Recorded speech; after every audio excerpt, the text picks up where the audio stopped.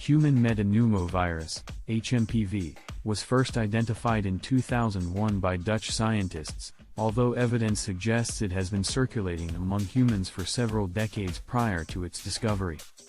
Genetic analysis shows that HMPV is closely related to Avian Metapneumovirus, a virus affecting birds. This relationship suggests that HMPV likely originated from a zoonotic event, where the virus jumped from birds to humans, adapting over time to infect human hosts. HMPV belongs to the Paramyxoviridae family, the same family as respiratory syncytial virus, RSV, and measles virus. Studies of archived biological samples indicate that HMPV has been present in humans since at least the 1950s.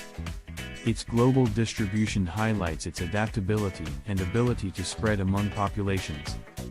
The virus is a leading cause of respiratory infections worldwide, particularly in young children, the elderly, and immunocompromised individuals. Understanding its origins and evolutionary history is crucial for developing effective vaccines and treatments to control its impact. Subscribe, like, share and comments for the latest news about HMPV.